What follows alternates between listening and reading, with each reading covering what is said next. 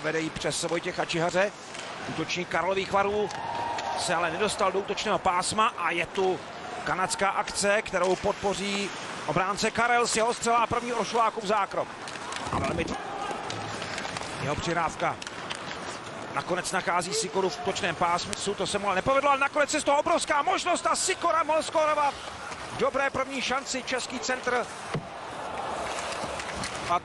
Na vlastní polovině obránce Reed posílá kotouč doprava a je tu přihrávka na McKennu. Kevin McKenna a obrovská možnost, do které se z ničeho nic dostal Malik. Rychlá výměna hráčů. Český tým má v úvodních 2 dnech 2 zápasy. Dneska Kanada, zítra Dánsko. Vždy večer místního času. Bude se vylučovat. Potom ale i oni měli jednu velkou příležitost. Teď budou mít přesilovou hru. Na přesilovky Kanaďané opravdu hodně spoléhají i v dnešním zápase.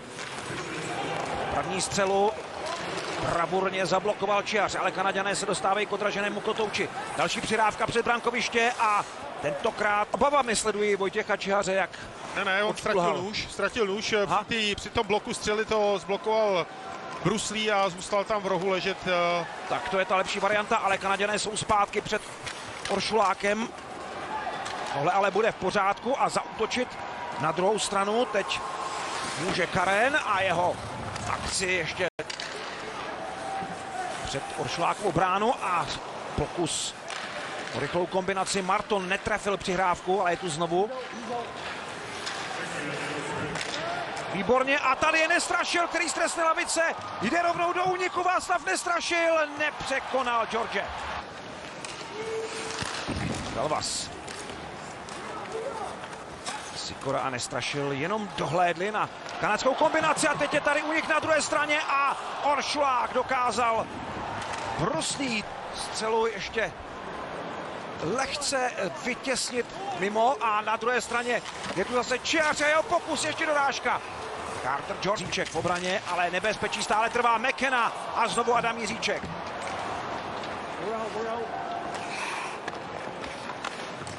McKenna a je tu další nebezpečná situace a Oršulák si rovněž kombinačně nakonec nahozený puk našeho obraného pásma. Cole Rashny je tam u mantinelu pod kontrolou Jakuba Fibigra. Kanaďané ale vyhráli souboj u mantinelu a tečovaná střela. Před brankou byl Cole Boden. Na modré čáře McKenzie a další teč Bodena.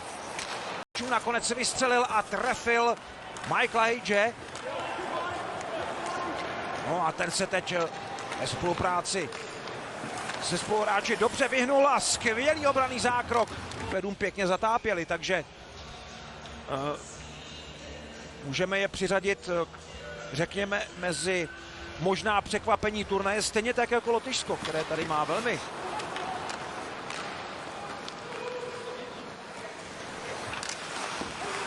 Iginla se výborně otočil teďka a přenesl puk na obránce. To zatím Kanaďanů vychází. Střela od modré a tečované puky přímo před Oršulákem. Těch situací tam bude hodně, ale český tým, řekl bych, vyrovnává ty souboje. Teď Dravecký ztratil a je z toho nepříjemnost, kterou řešil Reed střelou.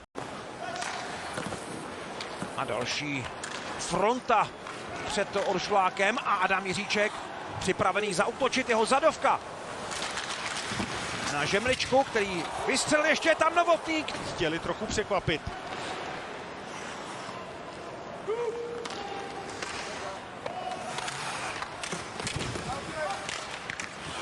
A tady je nečekaná nabídka pro... Jak poskakuje na ledě a Benák to trefil dobře, ale výborný zákrok Cartera George.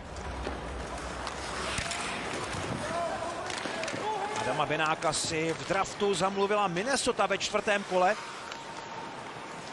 To znamená, že bude v té hlavní hale, tedy v Grand Casino Arena doma, ale teď pozor, je tu první gól Kanady po rychlé kombinaci McKenny na Hoch. U mantinelu pod kontrolou Kanaďanů je tam Iginla a nakonec se puk dostává až k Fibigrovi a tady je další možnost. Tyč. A střela, která jde zpátky.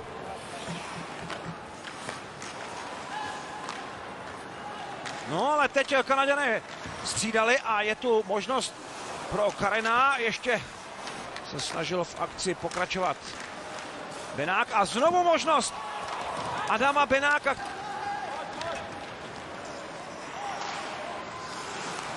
Sikora s Čihařem si nerozuměli a je tu Boden. Krešny. V druhé straně už znovu Lučenko.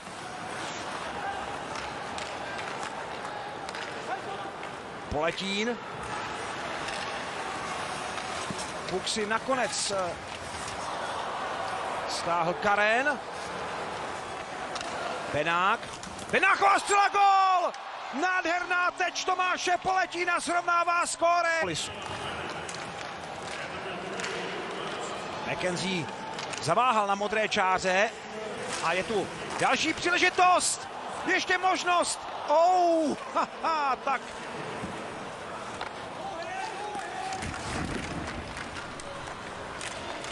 Teď tedy český tým prováhal vynikající příležitost. 3 hráči mohli skórovat. Na druhé straně je tu ale přesná střela, která zase vrací Kanadu do Gubiesa.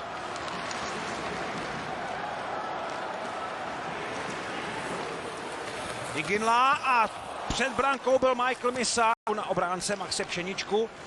A Kanaděné jsou zpátky před naší brankou, ale Max Pšenička dobře zasáhl a Sikora zakládá protiakci. Čihář posílal Pukcela, sražená do rohu.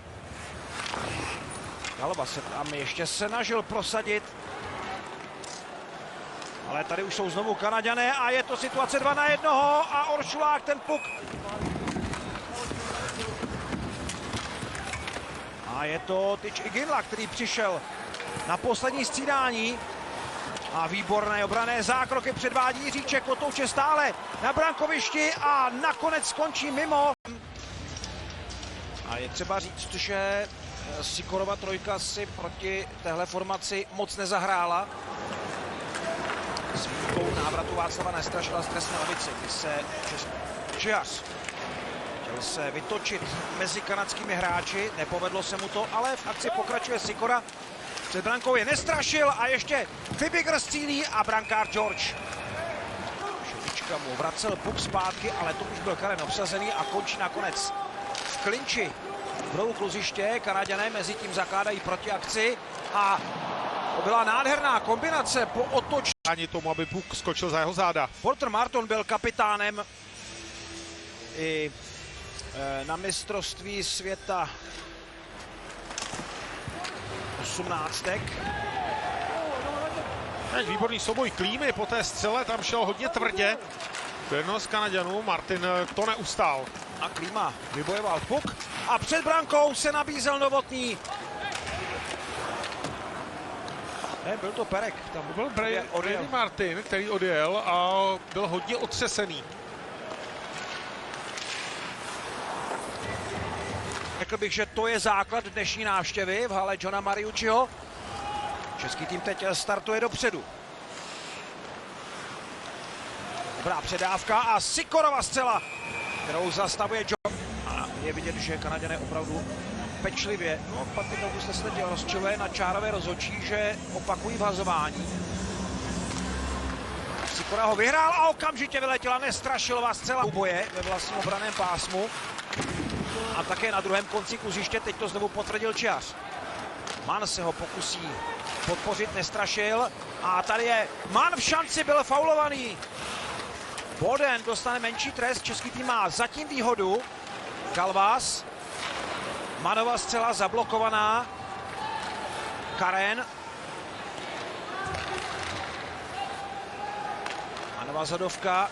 A před brankou nekrytý Vojtěch Čihář trefil hokejku ujíždějícího Iginly, ale český tým je znovu v útočném pásmu a Karen jde znovu za pukem. Přidávka Aitchisonovi.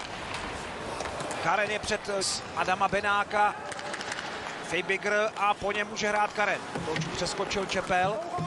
Výborně. Fibiger, ale stále nebezpečí Iginla. Projel až do střelecké. Max Karen má dlouhé střídání. Adam Novotný rozhodl se vydat na výlet, mířil mezi betony kanadského branku. Klíma. Manova střela. Byla to spíš nabídka pro Novotného na teč. Z druhé strany Dravecký, ale teď musí rychle zpátky. Jenomže to bylo s faulem. Bohužel Manta. McKenna od pravého mantinelu. Modré čáře Perek.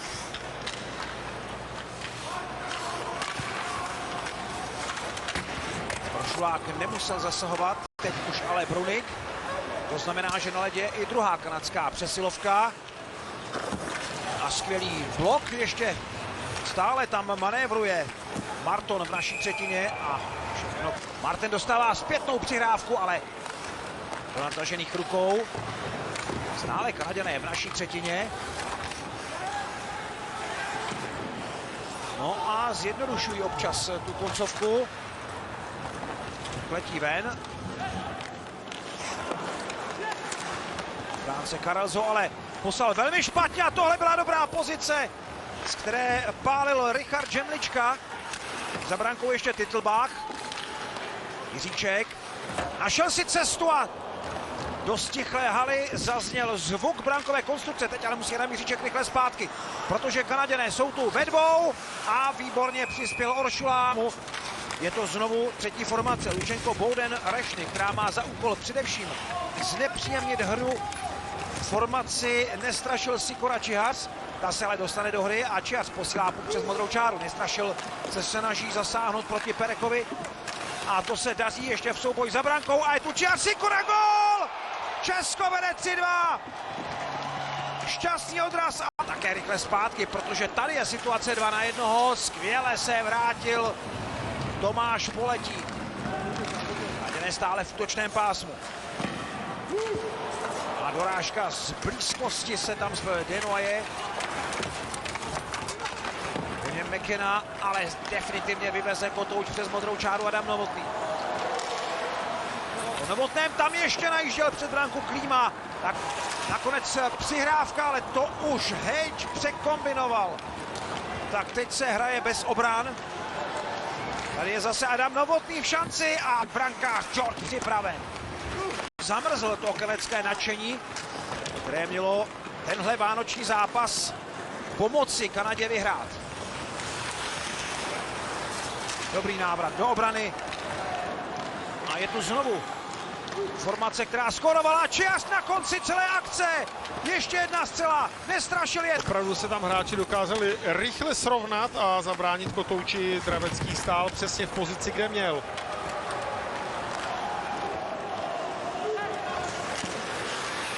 A Carter Job. Ale je vidět, že důvěra, kterou mu trenéři dali, že povede tým jako první centra a kapitán, mu dodala zase zpátky. Klíma šel do souboje s Denfordem a byla to úspěšná akce. Novotný dostává pobídku na levou stranu. Adam Novotný se snažil teď dostat puk do brankoviště, ještě Klíma tam dojíždí. Aktivní před naší brankou. Je tam Denoye, který naskočil do téhle formace a před brankou byl zasáhl Adam Jiříček hodně tvrdě.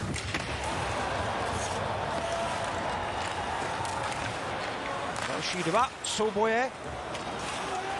Kotouč máka a Čihař ho dopraví ještě dál. Šetří čas. A dělá to výborně. Dokonce je tu možnost pro Maxe Pšeničku vystřelit, ale ta rána nebyla přesná. A na ledě máme čerstvou čtyřku. Předu Karen a Poletí. Obraně Galvas. A je tam Fibiger. Galvas teď musí jít zpátky na pozici. Jak je mobilní, tak občas riskuje pozičně. Zpracování puku nakonec v pořádku, je to gól. Zane Perek je střelcem zápasu. Zejna Pereka, který si podržel kotouč v rukavici. Něco déle, ale to se nedá vzít ani výzva, takže pokud rozhodčí vyhodnotili situaci na ledě tak, že gól platí, bylo možné už potom tento verdikt změnit. A je tu další kanadská akce. Puk je v brankovišti a Oršulák ho má Hodně v tom ofenzivním pojetí. Sikora zastavil kanadskou rozhrávku ve středním pásmu. Tomáš Galvas je ale sám v útočném pásmu. Udržel i tak kotouč. Úžasná práce Tomáše Galvase, Sikora. A ještě dorážka, gol. Oršulák za brankou. No, oba golmani, Michal Oršulák i Carter George, se nějak potřebují dostat do zápasu.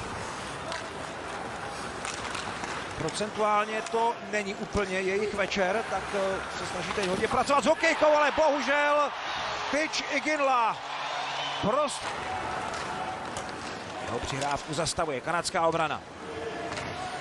A proti akci navedl Marton do útočného pásma a další nebezpečí. Mann zblokoval střelu Michaela Hage. McKenzie. Marton za brankou Mann. A tady úplně volný McKenzie, jeho střela a je to 6-4. Celá pětice Kanady seřazená ve středním pásmu a to ještě ve stoje. Adam Jiříček založil útočnou akci a teď i zakončuje tvrdou střelou. Carter George připraven. Jiříčkovi teď prudké vyhození, cvrklo do helmy a Jiříček trochu dezorientovaný přenechal puk Bodánovi a je tu další šance, kterou Oršulák.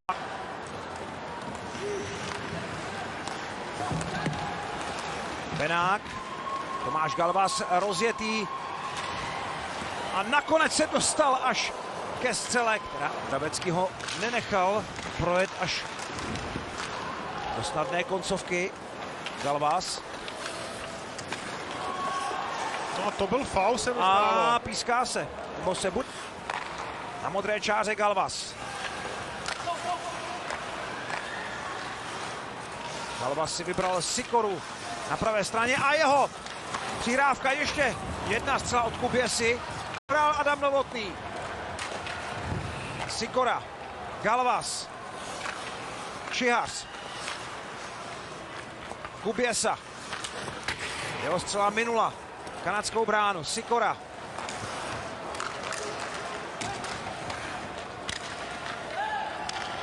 Tak celé 2 minuty odehrají hráči první, ale ještě je tu střela Jiříčka od modré čáry. A na útočné modré čáře je Marton z druhé vlny a Oršulák zastavuje s instrukcí, které čároví rozhodčí dostávají, aby byly důslednější v proceduře, která uvádí puk do hry.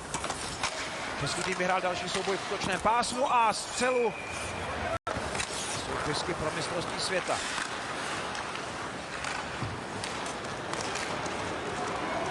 Klba přihrávkou Kanaďany. Šlák má.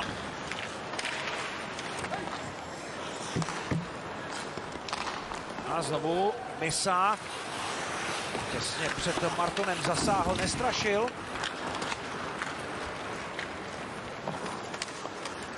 A tam nestrašil, se teď natáhl proti soupeři a přihrávka do šance a gól, který dává Tomáš Galvas. A čas v 19 zápasech. Ale pozor, Kanaděné jsou zpátky v útočném pásmu. Přihrávka od Hage, na spoluhráča. Bouračka u mantinelu a mezi tím další schovaná střela. Danforth. Otočka kolem brány, odraz od brusle. Je tam Adam Novotný a Václav Nestrašil se sklání na levé straně útočného pásma. Rix bez brankáře, 67 sekund. Kanaděné získávají puk a posílají ho podél mantinelu a tohle je špatné. Marton doveze kotouč do kryté klece. 5-7, přesně minutu před koncem třetí třetiny. No z té kanadské strany to bylo sehráno opravdu velice dobře. To... Český tým se ještě snaží najít nějakou šanci v útočném pásmu. Nestrašil a před brankou tam byl Poletín, Jiříčková střela. Charet